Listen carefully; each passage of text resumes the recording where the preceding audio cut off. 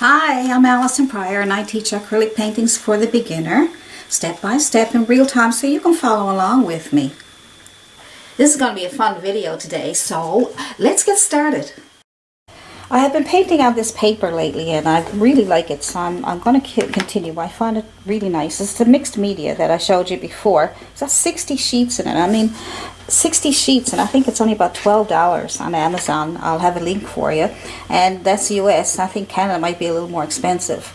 But I paid, I think, $20 at Walmart for this. 60 sheets. So these brushes are great for flowers. You should have these on hand. If there's any way possible, if you have these on hand, you'll be able to do flowers. I have an angular brush here. It's really nice. And it's chiseled edge. Chiseled edge is very important. And I have a round brush with a really pointy top. There we go. I may use that one, I may not. I love to have them on hand just in case I decide to pick it up.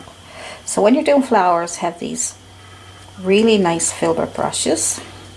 All these brushes that I'm showing you, you should have these on hand. And it's a smaller Filbert brush. And there's another Filbert brush that's a little tiny bit bigger, not much. I like to have 2 or 3 different size Filberts. It's another angular brush. It's not quite as angular as the other one. And I have a small round brush, very skinny. And I have a long liner brush, or rigger brush they call it also. And I have a flat brush, flat chiseled edge, okay? And these are synthetic brushes. You can also use nylon brushes, anything that's not bristle, okay? Bristle brushes are great for foliage and grass and punching and pushing. So these are the best brushes for flowers.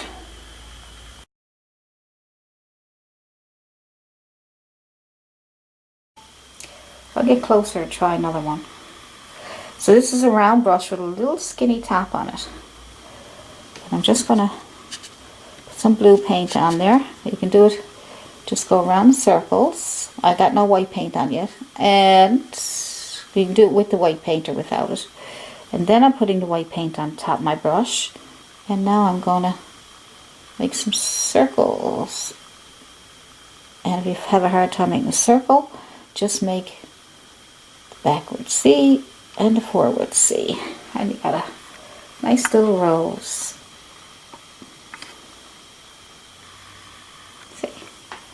See? Let's see if that makes a nice, let's see if it makes a nice leaf. So I'm just going to put some green paint on it. I cleaned my brush off, put some green on there. And then I'm going to try some, little bit of yellow, I think, on the other side. Fill it up. So I'm going to touch and pull down a little leaf. I thought I'd get a better top to it there.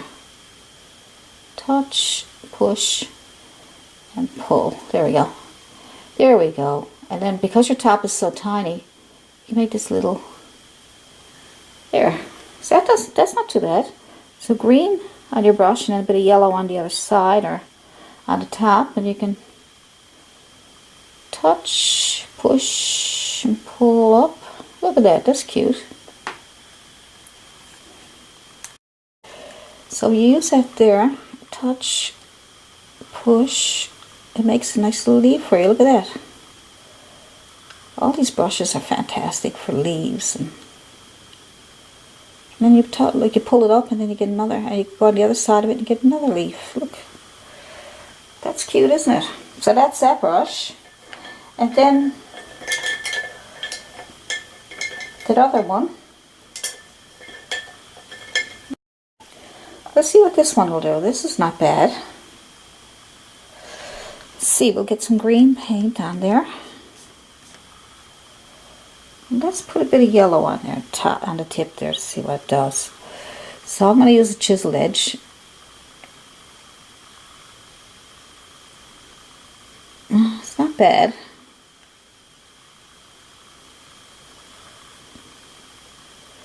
little bit tricky. Let's try some other way. Green on one side, yellow on the other. Let's see. Just touch and pull. Not bad. Probably take a bit of practice. Depends on the brushes that you're using, see? Depends on the brushes that you're using, see? You make all kinds of little lines and everything, yes, but you have to try these brushes out to see what kind of effects that they do for you. Okay, and then of course you know your chiseled edge flat brushes, and these brushes are nice. So take your long liner brush, just take your paint and drag it through the green, and drag it through the yellow. And then make these little vines, starting probably up here with this rose, and just go with little swirls, backwards and forwards. Make these little swirls. And if you get enough water on your brush, you should be able to get, should be able to flow pretty good. Alright. You can have them wherever you want them. I'm not really doing a painting as such, I'm just trying to show you some techniques that you might be able to use. So,